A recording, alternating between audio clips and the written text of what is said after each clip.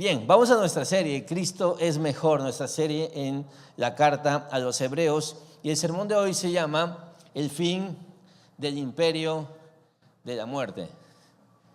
Y estoy muy emocionado. Quiero tratar de contener mi emoción, ¿sí? Porque cuando me emociono, como que me empiezo a reír y me puede dar un ataque de eso. Pero estoy muy emocionado porque cuando estaba preparando este sermón, siempre vi el que predica tiene una experiencia personal con el texto, se mete al texto, pero fui especialmente bendecido con este sermón. Tenía la expectativa de si esa iba a ser la experiencia de la iglesia también con esto, y en el primer servicio pude verlo, hermanos, y creo que esta porción de verdad puede ser un parteaguas en la vida de muchos de ustedes. Hablaremos del fin del imperio de la muerte y veremos la última parte del capítulo 2 de Hebreos. Hebreos 2 desde el 14 hasta el 18. Y les pido que nos pongamos una última vez de pie antes del sermón para poder leer desde el 14 al 18.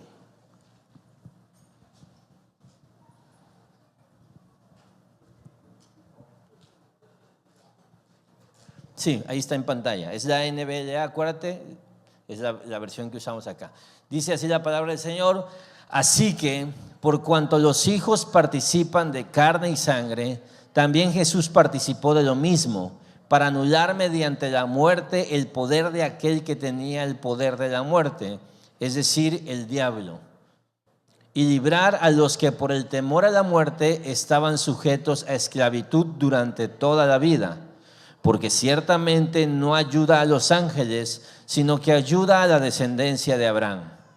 Por tanto, tenía que ser hecho semejante a sus hermanos en todos, a fin de que llegara a ser un sumo sacerdote misericordioso y fiel en las cosas que a Dios atañen, para hacer propiciación por los pecados del pueblo.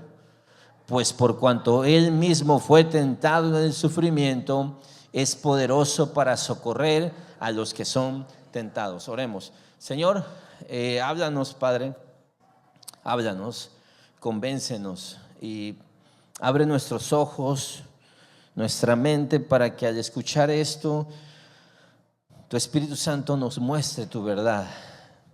Podamos ver y apreciar aún más la belleza del Evangelio, de la obra en la cruz y de cómo eso tiene tantas implicaciones para nuestro presente.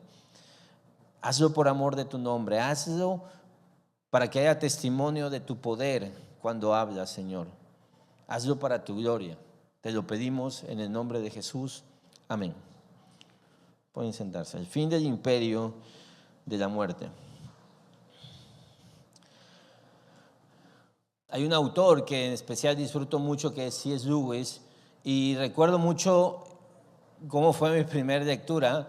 Yo estaba joven y yo había escuchado de que si tú querías presumir que leías cosas chidas, tenías que leer a C.S. Lewis, porque era un filósofo, un pensador que era ateo antes, pero que se volvió al cristianismo y pensaba de una manera muy particular. Y recuerdo que el primer libro que tuve era un libro súper delgadito de él, que se llama Una pena observada o Una pena en observación. Y cuando lo empecé a leer, yo dije, órale, ¿qué estoy leyendo? Resulta que este hombre, cuando murió su esposa, escribía sus pensamientos justo en el proceso del duelo. De hecho, se dice que él publicó estos ensayos o estas reflexiones con otro nombre, porque le daba cosita que la gente supiera que él había pasado por un proceso como tal. Ya luego se supo que era él, ¿y sabes cómo se supo? Porque cuando él estaba pasando por el duelo, sus amigos le decían, tienes que leer este libro, lo escribió tal persona, y era él, ¿sí? Pero el libro comienza de una manera brutal, y te quiero leer cómo comienza este librito. Te lo escribí ahí toda esa primera parte. Él empieza diciendo esto: nadie me dijo nunca que la pena, cuando habla de pena se refiere al dolor del luto. Nadie me dijo nunca que la pena se sintiera casi como el miedo. No tengo miedo, pero la sensación es la misma. esa agitación en el estómago, esa inquietud, los bostezos, paso tragando saliva. Continúa y dice, otras veces se siente como estar un poco ebrio o con una conmoción. Hay una especie de barrera invisible entre yo y el mundo. Me cuesta entender lo que dice la gente, o quizás no me interesa, pero deseo que los demás estén cerca. Me aterran los instantes que esta casa está vacía. Cuando tú sigues leyendo, empiezas a ver y entender lo profunda que puede ser la experiencia del duelo, de la pena. Quienes han atravesado el valle de sombra de muerte saben cómo es así. Y que puedes ser cristiano, puedes tener todos los fundamentos teológicos, pero has de atravesar por la experiencia de la muerte, terrorífica, dolorosa. Es una experiencia humana común. Si algo podemos tener todos aquí en común, es que todos atravesaremos por la muerte de los nuestros y la propia. Y el Señor en su gracia nos habla para poder procesar esa experiencia a la luz del Evangelio. Y te voy a leer el corazón del sermón. Al final te lo voy a repetir y vas a ver cómo básicamente todo el sermón está integrado en una sola frase. Cristo se hizo como nosotros para morir por nosotros, desarmar el poder que nos condenaba y sostenernos hasta el fin. Y vamos a ver 4 partes que nos van a ayudar a entender y a desmenuzar este texto. Y comienzo por la primera parte, el punto 1, que nos hablaremos de que Jesús fue hecho hombre para morir. Y para eso te voy a leer Hebreos 2:14 de nuevo. Dice, así que por cuanto los hijos participan de carne y sangre, también Jesús participó de lo mismo. Solo te voy a leer esa parte que es la que vamos a desmenuzar. Así que por cuanto los hijos participan de carne y sangre, Jesús también participó de lo mismo. Y vuelve a traer el tema de los hijos. Y para eso te tengo que recordar el contexto anterior. ¿Quiénes son los hijos?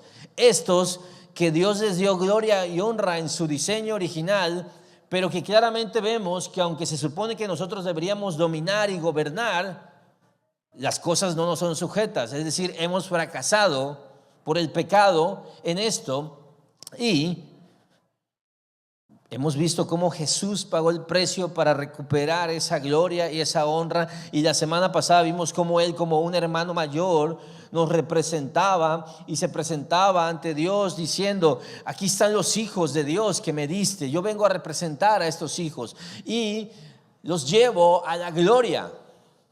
Bueno, estos son los hijos de los que está hablando aquí. Los hijos que Dios está llevando a la gloria comparten una condición en común. Son humanos. Parece simple, pero es importante. Hay algo que tienen en común aquellos a los que Jesús está llevando a la gloria. Son humanos. Luego lo va a decir en continuación, no son ángeles, son descendientes de Abraham. Son humanos. La expresión carne y sangre es una forma concreta de describir la condición humana. Es la vida tal como la conocemos, corporal, finita, débil y frágil. Había este programa de televisión o esta idea morbosa que era 1000 maneras de morir, ¿no? Algunos, y tú decías, wow, y era morboso y era atractivo porque tú decías, ¿cómo? Eso es posible. Pero la reflexión detrás de esto es la fragilidad del hombre, que tan fácil se puede esfumar una vida. Es una cruda y aterradora realidad que experimentamos los que somos carne y sangre. Es la vida tal como la conocemos, frágil. Y lo tremendo es que dice el texto que así por cuanto los hijos participan es carne y sangre, y con esta imagen vas a entender, dice, también Jesús participó de lo mismo. ¿Qué necesidad? Si nosotros podemos perder todo en un instante, hay tal fragilidad, y Jesús participó de lo mismo. No está diciendo que se acercó a nuestra realidad, sino que fue parte de esa realidad. Participó de nuestra misma condición. Y te quiero leer de nuevo el texto y voy a enfatizar dos palabras que son clave. Dice, así que por cuanto los hijos participan de carne y sangre, también Jesús participó de lo mismo. Participan y participó parecen ser la misma palabra o venir de la misma raíz, pero es interesante cuando analizas el texto que no es así. Mira, participan es la palabra koinonía. Algunos de ustedes han escuchado de esta palabra, que significa comunión y asociación, que es tener algo en común con los demás. Es decir, nosotros tenemos esto en común, somos carne y sangre. Pero la palabra que dice, así también Jesús participó de ser carne y sangre, es la palabra meteco o metecho, que significa asirnos de algo que no nos pertenece por naturaleza. Entonces lo que estoy diciendo es que nosotros somos por naturaleza carne y sangre, pero Cristo no lo era. Lo que nos explica este texto es que voluntariamente, aunque Cristo no era carne y sangre, asumió algo que no le pertenecía por naturaleza. Añadió a su naturaleza divina, eterna, añadió una nueva naturaleza, la naturaleza humana, la naturaleza de carne y sangre. Eso incluye todo lo que forma parte de la condición humana de carne y sangre. Es un cuerpo real con estas limitaciones reales. Él nació de una mujer, un parto natural, un cordón umbilical, necesitado de leche materna. Tuvo que crecer, tuvo que aprender, tuvo que ser protegido. Tuvo una exposición real al sufrimiento físico, al sufrimiento emocional. Él vivió una vida dentro de este mundo caído, lleno de pecado, expuesto al pecado. Él participó de esto. Porque hay una realidad. Mira, Hebreos 7:16 dice que la vida de Jesús es en sí misma indestructible. Es decir, en su naturaleza divina, Cristo no puede morir. Como Dios, Cristo no puede morir. Pero el problema que el texto va a desarrollar requiere una muerte real. Entonces, Cristo asume una naturaleza que sí puede morir. Si algo tenemos en común los que somos carne y sangre es que vamos a morir, porque podemos morir. Cristo, el Hijo de Dios, la segunda persona de la Trinidad, eterno, no podía morir siendo Dios. Entonces añadió a su naturaleza, la naturaleza humana, que sí podía morir. Y esto es importante, muy, muy importante, porque Cristo no vino primero a enseñar, inspirar, modelar una vida, empatizar con nosotros. Vino a morir. Porque esto es en lo que nos equivocamos muchas veces. Y en lo que se equivoca a veces la religión. Porque un político puede citar a Jesús en frases sabias, inteligentes, profundas y poderosas. Un cantante, un poeta, un artista, un autor de una película, un guionista, pueden citar frases de Jesús porque lo pueden ver como un modelo a seguir, como alguien inspirador, y podemos aprender de su generosidad, y podemos aprender de su liderazgo, y podemos aprender de cómo él servía a las personas, cómo amaba a las personas, y podemos pensar que de eso se trata, seguir a Jesús, nada más, de verlo como un modelo, de estar inspirados por él. Hay una religión herética que no salva, que presenta a Jesús en ese sentido. No. Y con religión me refiero a todo lo que hable de Cristo, pero que no enseñe que Cristo vino a morir, porque eso es lo que se necesitaba que ocurriera.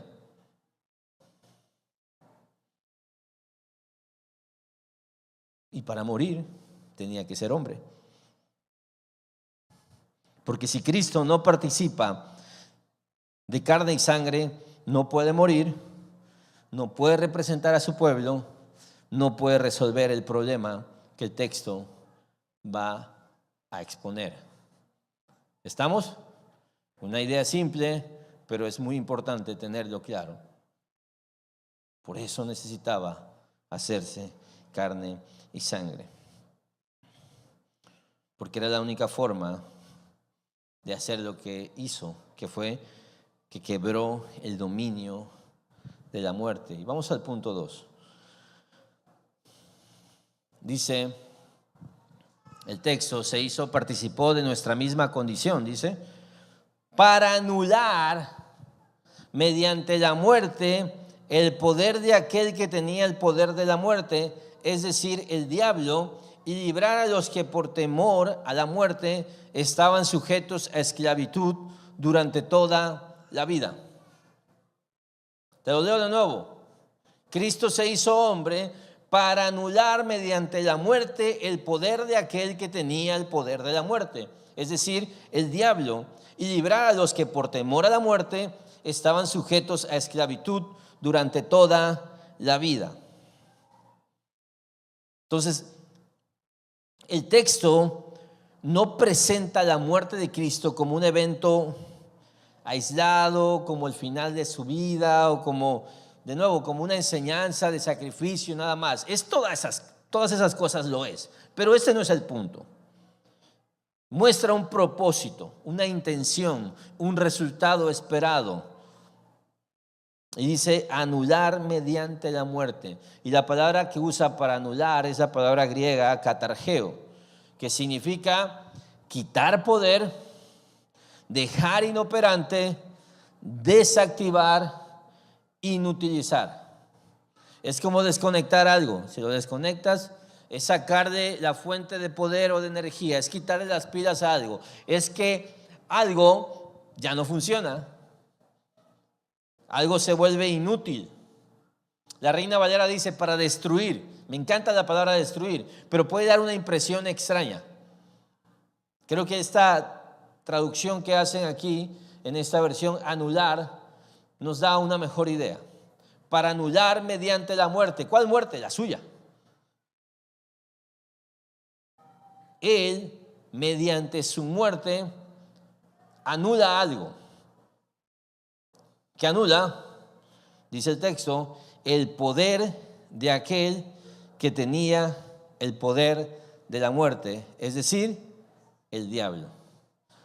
Jesús se hizo hombre para poder morir y para que mediante su muerte él anulara el poder de la muerte, el poder de aquel que tenía el poder de la muerte, es decir, el diablo. Porque cuando pensamos en el diablo pensamos en Eugenio Derbez, ¿no? El diablito y todo lo que se le parezca, pero en más malo o ya sabes, en una cabra y en cosas así raras. Pero yo estaba pensando en una imagen que creo que esta imagen que va a aparecer en pantalla me gusta algo más abstracto. Porque la realidad, te voy a decir algo. Precisamente C.S. Lewis en este libro, que me dicen que se acabaron todas las ediciones que habíamos traído de Cartas del Diablo a su sobrino, entonces no sabes que la familia de C.S. Lewis me da regalías cada vez que recomiendas. Nada, se cree. No, pero viene a colación ese libro porque él dice, cuando comienza, hay dos errores que cometemos acerca del diablo. Uno es esta gente que todo es diablo, ¿sabes? Diablo, diablo, diablo, todo es diablo. Pero está el otro extremo, los que no quieren hablar del diablo, los que subestiman su presencia y la realidad de que es un enemigo de nuestras almas. Y el texto está identificando al diablo como aquel que tiene el poder sobre el imperio de la muerte. Y quiero aclarar, no es que el diablo sea soberano y sea el diablo quien decide cuándo te vas a morir o no. No, ese es Dios. Nuestros días están escritos en un libro que Dios tiene. Él es el único que quita y da vida. No, este no es el imperio de la muerte, no es quién se muere y quién no, sino lo que la muerte representa en la realidad humana. Y ahorita vamos a ver más allá. Pero el texto dice que hay un poder real, no simbólico. Hay un poder real que el diablo ejercía. Es un tipo de dominio relacionado con la muerte. Tenemos que reconocer algo que está diciendo el texto y que por mucho que quizás sea un concepto nuevo para ti, es Dios quien nos está trayendo a la mesa. La muerte gobierna. Y ese gobierno se expresa en dos palabras: temor y esclavitud. Y mira, es lo que dice el versículo 15. Librar a los que por el temor a la muerte estaban sujetos a la esclavitud, pero dice una palabra aún más dura: temor y esclavitud durante toda la vida. Toda la vida.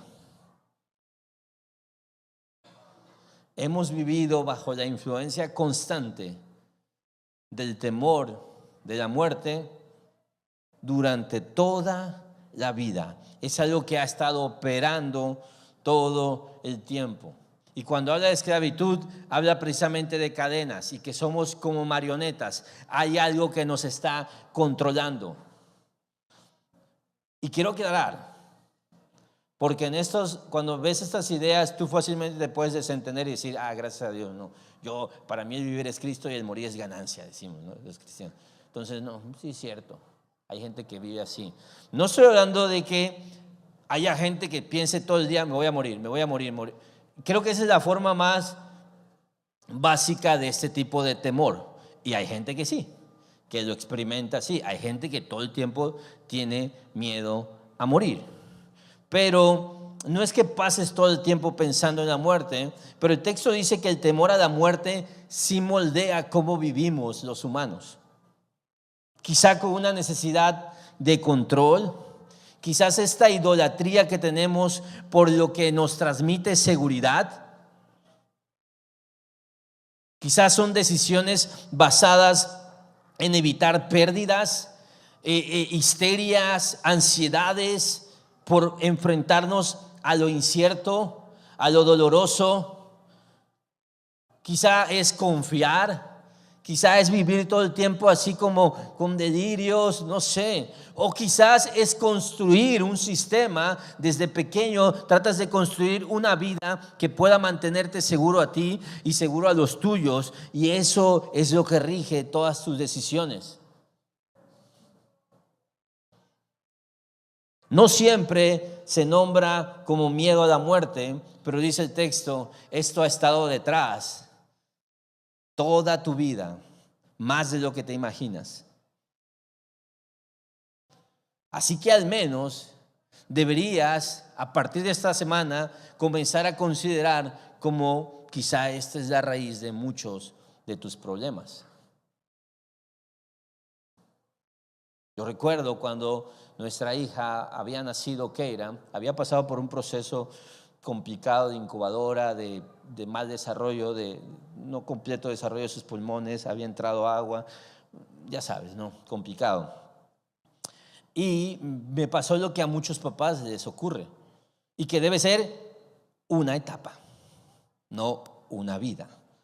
Y es que las primeras noches, yo soy ya me conoces, soy un obsesivo, compulsivo, y ya me habían dicho cuántas respiraciones que tiene que tener un recién nacido por minuto. Entonces básicamente yo me pasaba toda la noche así. Tenía así como un timer. Siguiente minuto. ¿Y cómo contaba? Pues la pancita se le movía. Es verdad lo que te digo, ¿eh? Me está volviendo loco. Y a partir de entonces, la realidad es que muchas de las cosas que hacemos como papás, las hacemos por el miedo a la pérdida. Y hay gente que puede llevar eso muy lejos a formas patológicas de sobreprotección y cuidado que la Biblia diagnostica como miedo a la muerte. Pero nuestro amor al dinero, nuestro amor a construir, a tener, a hacer, a lograr, también puede estar movido por este mismo temor. Ponle atención. Eso es una realidad.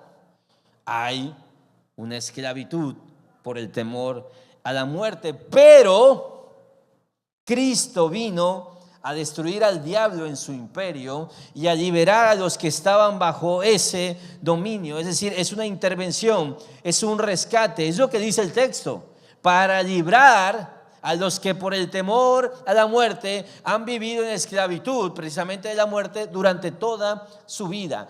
Entonces viene Él a rescatarnos de esto y de pasar de esta imagen infernal, que es una realidad en nuestra vida. Me gusta pensar lo que ocurre cuando Cristo viene a romper el dominio real de la muerte y librarnos de ese dominio. Un dominio que no solo se ve en el momento de la muerte misma, porque la muerte es dolorosa, sino en cómo la muerte puede moldear todo lo que hacemos.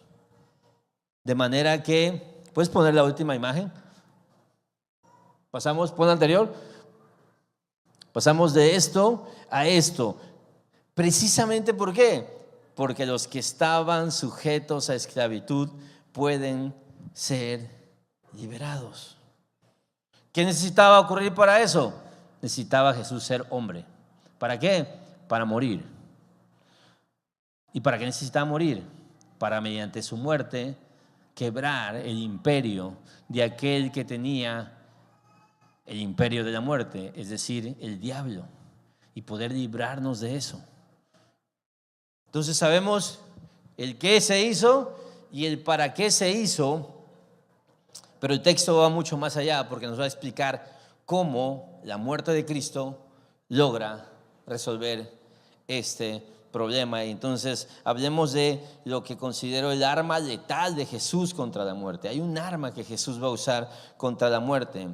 Y dice el 16, porque ciertamente no ayuda a los ángeles, sino que ayuda a la descendencia de Abraham. Y luego un texto largo que voy a leer un par de veces. Dice, por tanto tenía que ser hecho semejante a sus hermanos en todo, a fin de que llegara a ser un sumo sacerdote misericordioso y fiel en las cosas que a Dios atañen, para hacer propiciación por los pecados del pueblo. Te lo digo de nuevo porque me interesa que tengamos los conceptos como ahí. Y son textos que hay mucho texto, pues sí. Por tanto, tenía que ser hecho semejante a sus hermanos en todo, a fin de que llegara a ser un sumo sacerdote misericordioso y fiel en las cosas que a Dios atañen, para hacer propiciación por los pecados del pueblo. Entonces, vamos a pasar rápido por el de los ángeles, porque el autor vuelve a comparar a los hombres con los ángeles, solo para dejar claro que Jesús vino por los descendientes de Abraham, es decir, por los humanos. Pero hay dos preguntas que necesitamos contestar. ¿Cómo es que la muerte de Cristo desarma al diablo? ¿Y cómo es que rompe el dominio de la muerte? ¿Cómo es que su muerte logra esto? Y para eso pensemos en el 14 y en el 17, porque son textos muy paralelos. Mira, el 2:14 dice que Él participó de lo mismo para anular al diablo y a la muerte. Y el 2:17 que acabamos de leer dice que tenía que ser hecho semejante a sus hermanos para hacer propiciación. Entonces, ambos dicen lo mismo en su primera parte, En el 14 dice, necesitaba ser hecho carne y sangre, como los hijos. En el 17 dice, necesitaba ser hecho semejante a sus hermanos, es decir, carne y sangre. La idea es, necesitaba encarnarse. Pero la segunda parte es distinta. Mientras que uno nos explica el para qué, para destruir al diablo y la muerte, el 17 ya nos dice cómo lo iba a hacer. Para hacer propiciación. Y todo esto que yo le estoy dando demasiadas vueltas para decírtelo, John Piper lo dice de una manera más bonita y más sencilla, y mejor lo cito él, porque dice él, referente a este concepto, Cristo destruyó el poder del diablo en la muerte, haciendo propiciación por nuestros pecados. Cristo destruyó el poder del diablo en la muerte, haciendo propiciación por nuestros pecados. Y para eso necesitamos entender qué es propiciación. ¿Qué es propiciación?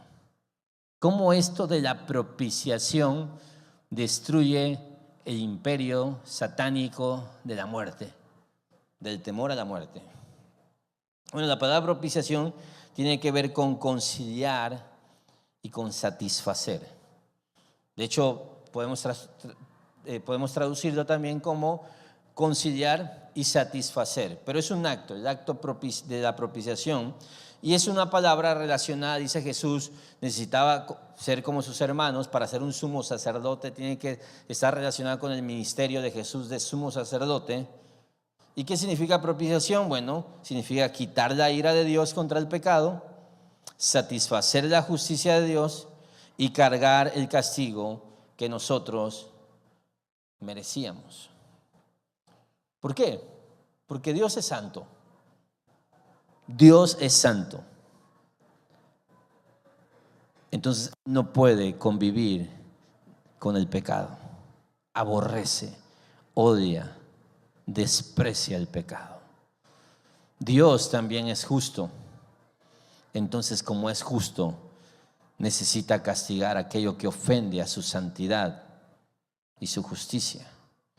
Entonces, quien ha ofendido su ley, su santidad, como Él es justo, necesita sufrir un castigo.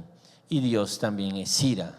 Y la ira es lo que se recibe precisamente como un castigo justo por ofender a la santidad de Dios. Y entonces Él viene y derrama toda la ira.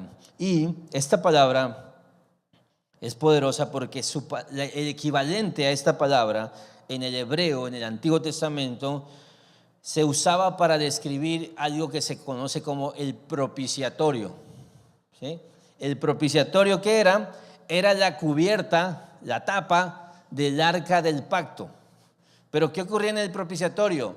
El sumo sacerdote derramaba sobre el propiciatorio la sangre de los animales sacrificados el día de la expiación para poder expiar el pecado del pueblo. Entonces Dios, en su gracia, a los del Antiguo Testamento dijo algo: ¿sabes qué? Soy santo, soy justo y tengo ira sobre el pecado, pero como también soy amor, te voy a dar una vía de escape para poder expiar tus pecados, y es a través del sistema sacrificial. Es decir, alguien tiene que pagar. Y en mi misericordia y en mi amor, porque no solo soy ira, también soy amoroso, misericordioso, en mi misericordia voy a dejar que lo pague otro ser. Así que tienes que traerme un animal, pero no me traigas cualquier cosa, tráeme un animal puro, sin mancha, y tiene que ser sacrificado. De esa manera se concilia, se apacigua, se satisface mi ira, dice Dios. Conciliar entre dos partes es la palabra propiciar. ¿Qué quiere decir? Hay una parte que tiene una demanda, que tiene un enojo justo, correcto, y hay una parte que debe resolver esto, y se reúnen a conciliar. Y entonces la persona que tiene la demanda dice: ok, la única forma es sacrificar un animal, y con eso por lo menos puedes irte libre. Y por eso era el propiciatorio, por eso el sistema sacrificial. ¿Cuál era el problema? De eso va a hablar Hebreos muy profundo más adelante. Los sumos sacerdotes primero tenían que matar sus propios animalitos por ellos y no era efectivo y no funcionaba. Ahora, hay otra realidad también.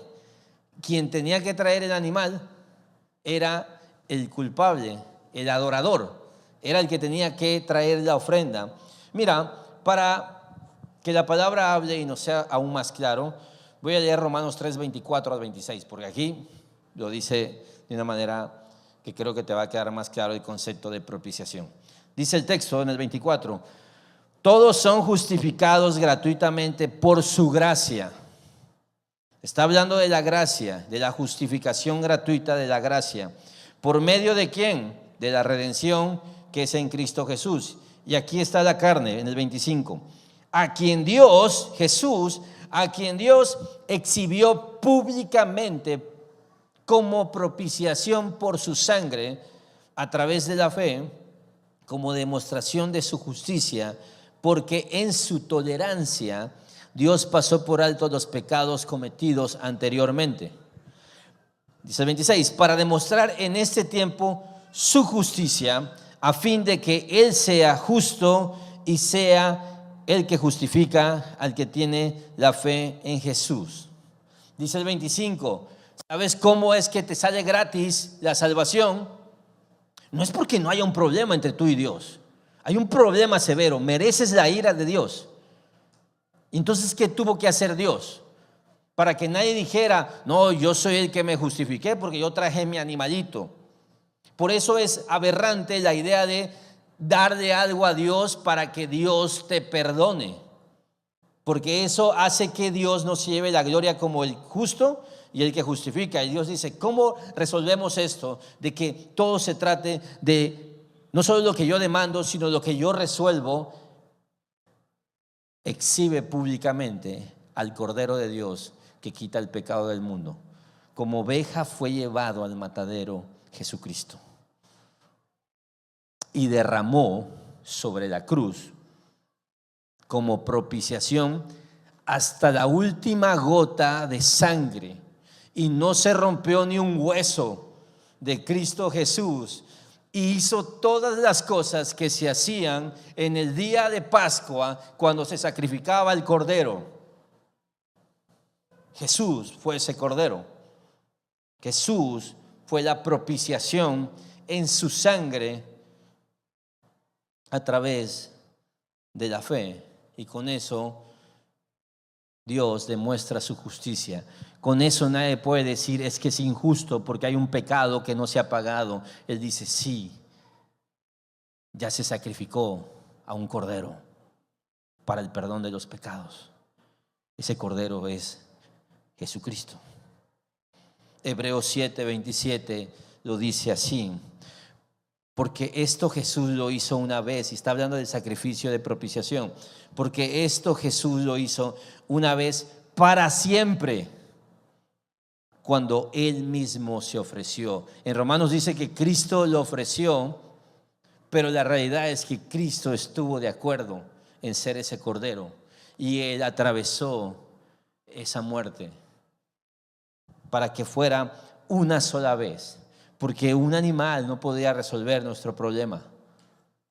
Porque tú crees que venir un domingo a la iglesia resuelve tu problema. Porque tú crees que celebrar la Santa Cena, la Cena del Señor, la Eucaristía, la misa, como quieras llamarle, ¿tú crees que eso te salva? Y porque tú crees que ofrendar te salva, y porque tú crees que cantar te salva, no. La adoración del Antiguo Testamento era temporal y fallaba en sus alcances. Entonces se necesitaba más que eso. Dios lo entendía y envió a Jesús. Cristo no muere como víctima, muere como sacerdote y sacrificio. Es decir, Él presenta la ofrenda y Él es la ofrenda. un sumo sacerdote que va a llevar y sabe lo que sus hermanos necesitan, pero lo que sus hermanos necesitan es un sacrificio perfecto, una sola vez y para siempre, que pueda alcanzar y ofrecer el perdón que necesitamos. Entonces, este hermano que es sumo sacerdote fiel, se entrega a sí mismo.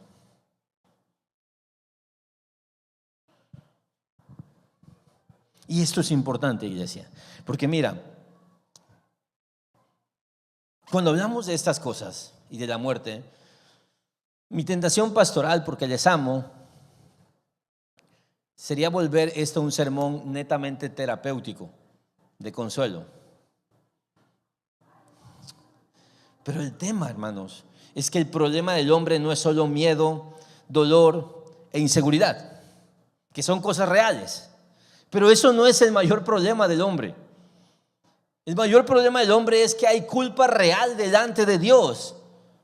Y eso es lo que hace que la muerte tenga poder. Y yo te podría decir que Jesús es un gran amigo y que te va a abrazar y que te va a echar la mano y que te va a consolar. Pero escúchame esto, si la culpa real de tu vida sigue ahí, no hay socorro que sea suficiente para ti. No hay ayuda que vaya a venir. Porque tu mayor problema sigue estando ahí, que es culpa real delante de Dios.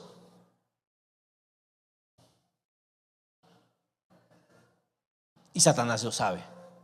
Por eso Satanás destruye a las personas por culpa no perdonada. ¿Sabes por qué? Porque si hay culpa, entonces hay juicio. Y si hay juicio y hay culpa, entonces hay condenación. Y si es así, la muerte es un final horrible. ¿Sabes quién lo sabe? El diablo. Así funciona su imperio. ¿Para qué el diablo te va a cerrar la puerta? ¿Para qué te va a jalar los pies? ¿Para qué va a hacer que el muñequito se mueva? Yo sé que te encantan esas cosas. Pero si el diablo hace eso, mira, si el sábado el diablo te jala los pies, el domingo vienes a la ruta, primer servicio, segundo servicio y te quedas orando aquí. Y el diablo lo sabe.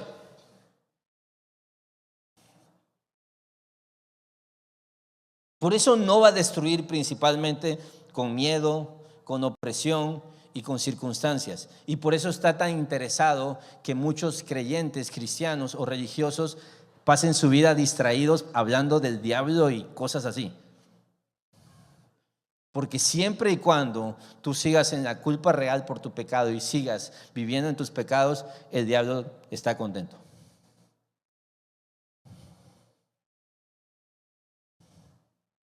Porque si hay culpa, hay juicio, hay condenación y la muerte es un final horrible.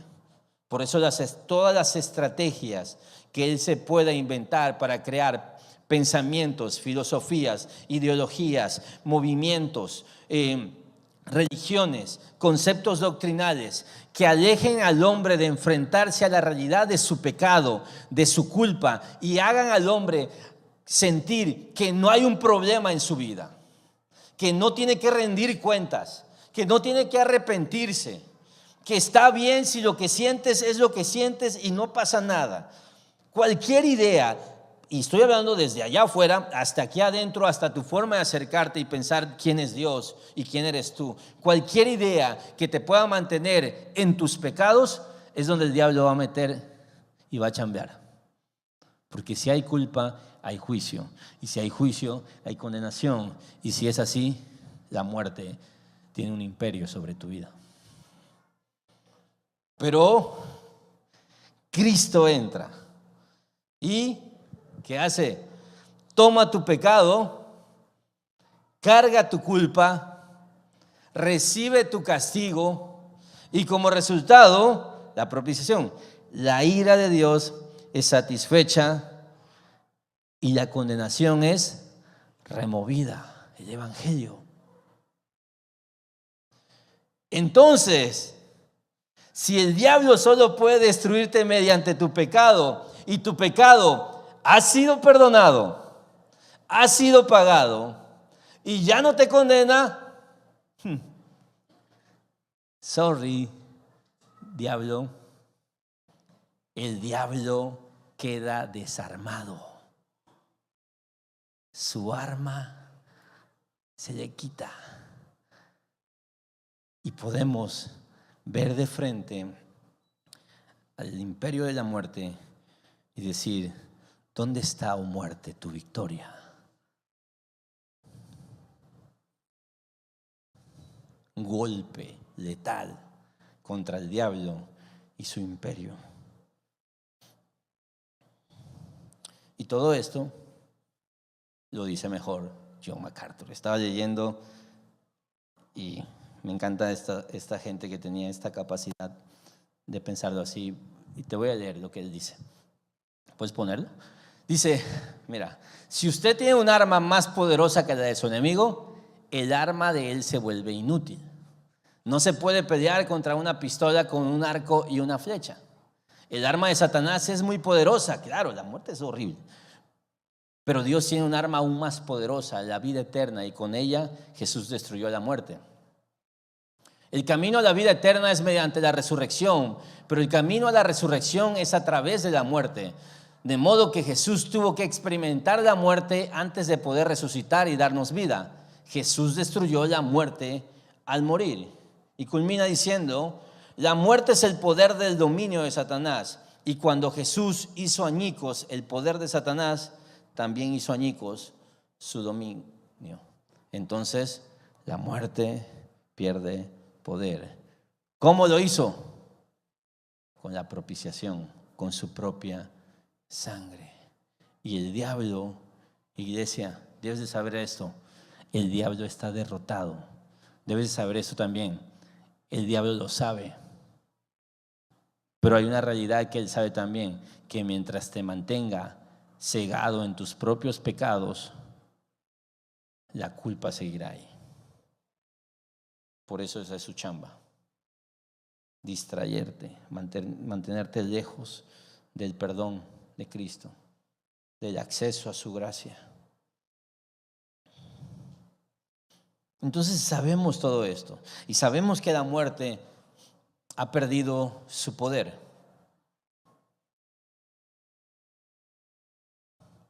Pero entonces, ¿cómo vivimos? Pero entonces tenemos a C.S. Lewis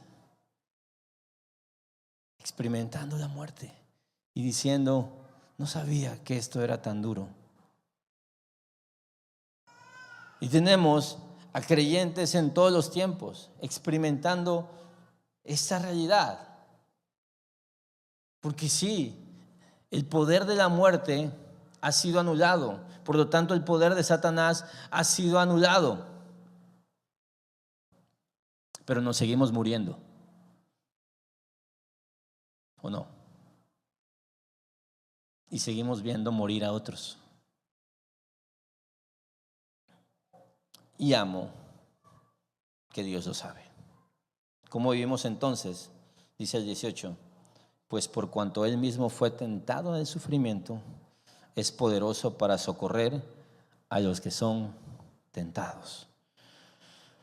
Mira, después de todo lo que el texto ha dicho: encarnación, muerte, destrucción del dominio de la muerte, del diablo, propiciación, el autor lleva todo a la experiencia presente del creyente. Y quiero aclarar que aunque esto perfectamente lo podemos aplicar, porque otras partes incluso de Hebreos respaldan que puede referirse también a todo tipo de tentaciones, aquí no se refiere a tentaciones superficiales ni a temas morales. No son deseos pasajeros, no son impulsos momentáneos. Es tentación en el contexto del sufrimiento. De hecho, la palabra tentación que usa aquí es una clásica palabra en griego que se puede traducir como prueba o tentación. Tú vas a ver muchas versiones que lo van a traducir como prueba y otras que lo van a traducir como tentación, porque es lo mismo. La prueba donde eres tentado o la tentación donde eres probado. Entonces, cuando está diciendo aquí, te leo de nuevo el texto, pues por cuanto Él mismo fue tentado en el sufrimiento. Está hablando de la tentación que viene en el sufrimiento. Está hablando de la prueba. ¿Sabes de qué está hablando? Del valle de sombra de muerte. Porque es un valle que existe y en el que cada tanto vamos a atravesar. Ya sea nosotros, para encontrarnos con nuestro destino final y con la eternidad, o ya sea al lado de gente que va hacia ese sitio, o sea un paso temporal donde sentimos cerca esto. Entonces, ¿qué prueba? ¿Qué tentación? Mira, la prueba y la tentación de rendirte, de enojarte y endurecerte, de llenarte de resentimiento, de caer en autocompasión, autoconmiseración, de desconfiar de Dios, de dejar de creer que Él es bueno. Y escúchame, puede ser en la muerte, en el lecho de muerte, en la muerte de otros o en todo aquello que nos acerque a la muerte, en enfermedades, en sufrimientos, en pérdidas de cosas que nos mueven el tapete. Y dice, Él experimentó todo esto. Y entre otras que podríamos traer a la mesa, por lo menos podemos ver 3 veces en que Jesús fue tentado o probado. La tentación en Getsemaní, donde Él mismo expresó al Padre, no me gustaría atravesar por lo que estoy por atravesar. No me gusta cómo se siente que te vas a morir y que te van a torturar.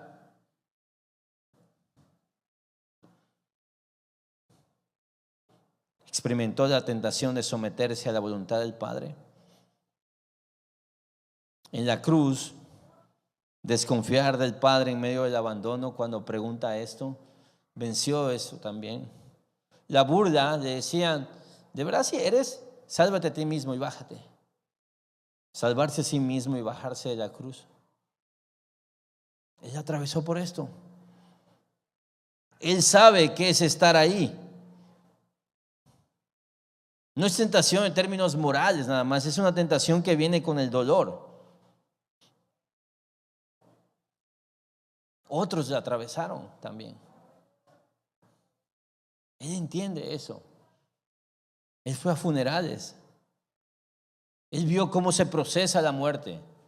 Él sufrió la noticia de que Lázaro había muerto, pero también pudo ver cómo sus hermanas experimentaron eso. Él sabe lo que es esto, perder a un hermano.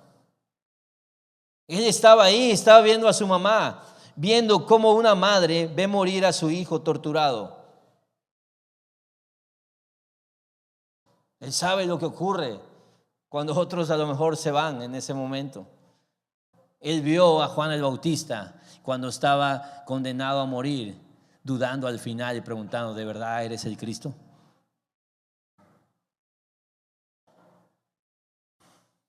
Él mismo atravesó por ese valle. Pues por cuanto Él mismo fue tentado por el sufrimiento, en el sufrimiento, es poderoso para socorrer a los que son tentados. Y podríamos agregar, en el sufrimiento. La palabra socorrer que usa aquí implica aliviar y acudir en auxilio. Es una intervención real, es un alivio. Él sabe lo que es eso. Me encanta la palabra aliviar. Es como, necesitaba esto.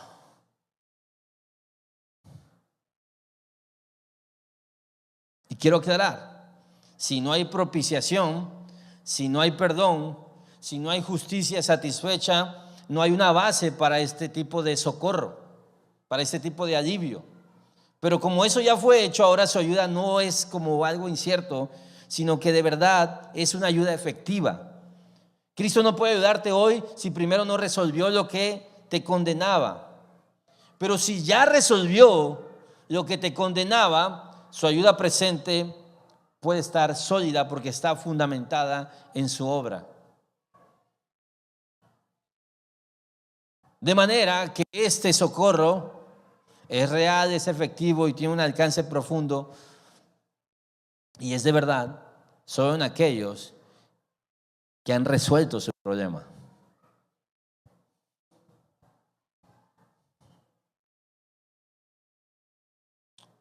Y me encanta esta frase, la leía y yo decía, gracias Señor por mandarme esto. R.C. Sproul, ahora ya está con el Señor, él decía esto: no es la muerte lo que temo, le temo al morir. Ese señor estaba seguro de su salvación, créeme. Es uno de los grandes maestros y teólogos de todas las eras, debo decir. Entonces, él sabía que cuando muriera todo estaba seguro.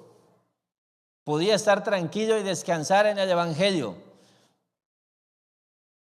Pero aún así decía, mira, no es eso, no es ese mi problema, yo sé el destino final. Lo que yo le temo es al proceso de morir. Porque es real. Ese desgaste, ese dolor, esa pérdida de fuerza.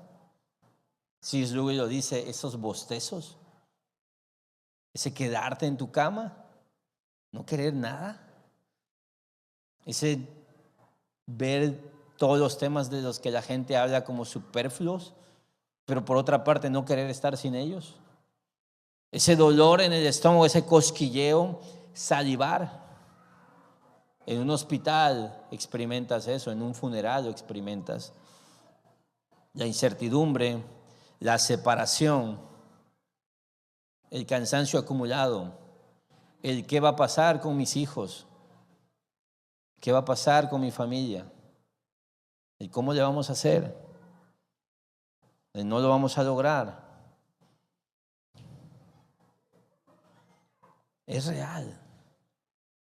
Y te voy a decir, tan es real como que podemos estar seguros y convencidos de que el imperio de la muerte ha sido derrotado, como es real que atravesaremos por este tipo de experiencias. Ahora mismo, hermanos, están en ese valle de sombra de muerte porque van saliendo de ahí, porque están atravesando enfermedades o porque están viendo cómo seres amados poco a poco se acercan a ese destino final.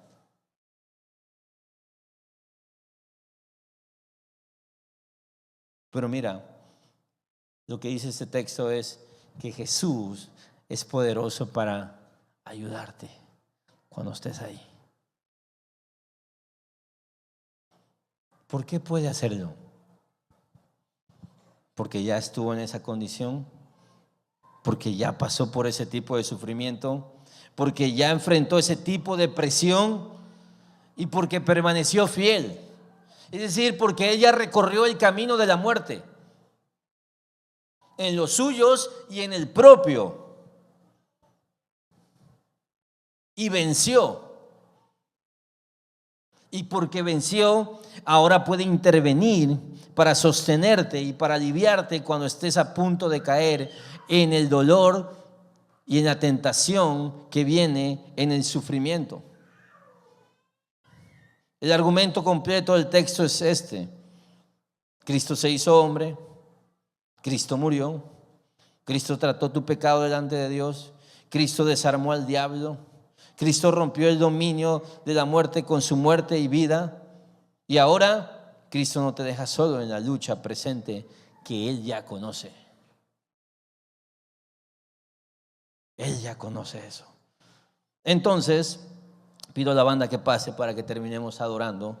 Entonces, acércate a Cristo en medio de tu debilidad. No para que te acepte, sino porque en Él ya has sido reconciliado y ahora es poderoso para sostenerte.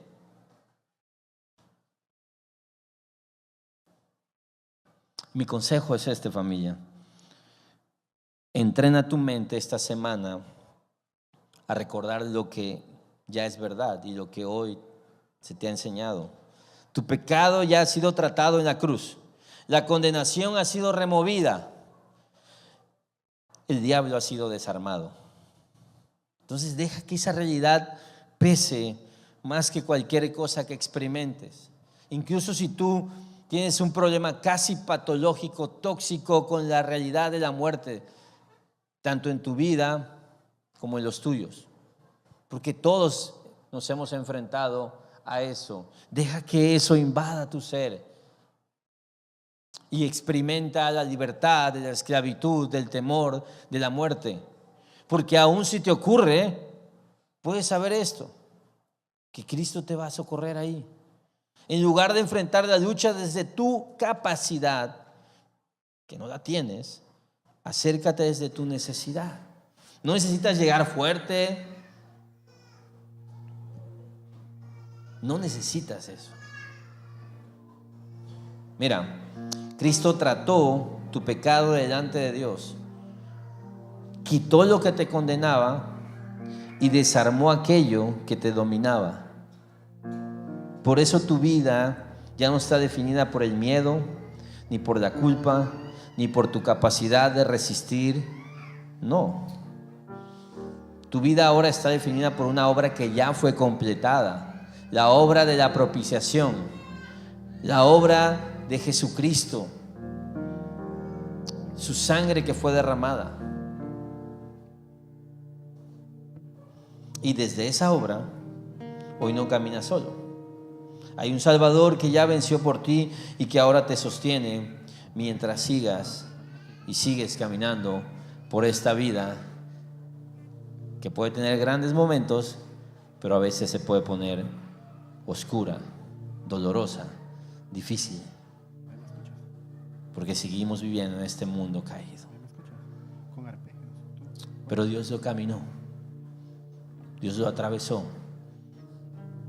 de manera que ahora no solo nos entiende, no solo empatiza con nosotros, sino que hizo lo que se tenía que hacer para que su alivio sea real, no solo por una esperanza futura, sino por un consuelo y un acompañamiento y socorro en el presente, mientras llegamos hacia ese destino final. Y antes de orar, te leo de nuevo el corazón del sermón. Cristo se hizo como nosotros para morir por nosotros, desarmar el poder que nos condenaba y sostenernos hasta el fin. Escucha, si tú no estás seguro de que la ira de Dios que hay sobre tu vida por tus pecados y tus faltas, que tú sabes que están ahí, y esa ira sigue presente porque no has creído en la obra del Evangelio y en que la sangre de Cristo de verdad te libra de eso, si tú eres esa persona, el Señor se ha acercado a ti hoy para librarte de la culpa real en tu vida. Y quiero que sepas que este alivio, este socorro, este acompañamiento es solo real si la culpa de tus pecados ha sido saldada por la sangre de Cristo como propiciación. Si es así, mi hermano, puedes gozar de este alivio. Pero si no es así, ese es el momento de arrepentirte, de pedir perdón, de pedirle que te salve, de acercarte a Él, de confiar en esta verdad. Y para el que dice gracias Padre por el Evangelio, necesitaba escuchar esto, hoy te puedes ir de aquí confiado y seguro de que aunque ande en valle de sombra de muerte, no temeré mal alguno. Tú sabes por qué, ¿verdad? Porque Él va a ir con nosotros, porque tú estarás conmigo, tu vara y tu callado me infundirán aliento. Esa es la verdad para los que han creído en Jesucristo, para los que han comprendido el Evangelio. Oremos. Señor, gracias Padre por tu hermosa palabra, por el hermoso consuelo que nos da saber que nos entiendes que estas luchas, que estas experiencias son reales y que tú las consideras así, Padre, pero que tú fuiste más profundo y fuiste la raíz del problema que nos asediaba, que era nuestro pecado. Nos has amado tanto que enviaste a Jesús a morir por nosotros, que se hizo hombre, Señor, que pagó el precio, que derramó su sangre, que satisfizo tu ira, Señor, que apaciguó la ira que había contra nosotros. Gracias por Jesús, Padre amado.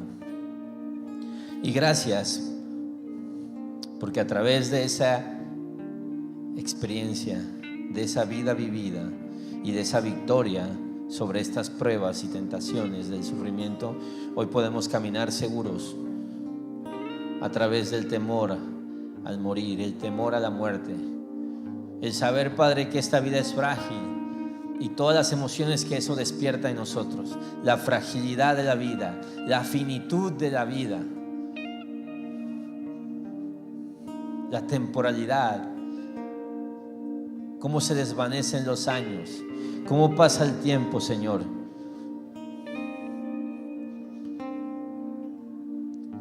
Duele, Padre, cuando lo vemos así, pero tú lo atravesaste, tú lo experimentaste y tú nos puedes socorrer cuando seamos tentados o probados en medio de esa experiencia humana. Gracias por la esperanza, Señor, de que pasemos por lo que pasemos, tú estarás con nosotros, porque eres poderoso para socorrernos ahí, Padre. Gracias por hablarnos hoy, Señor. Te pido que salves, que rescates, que transformes a aquel, Padre, que quizás se ha acercado a la iglesia, quizá te considera fundamental, una parte importante de su vida, pero que no ha lavado su vida en la sangre del Cordero, Señor,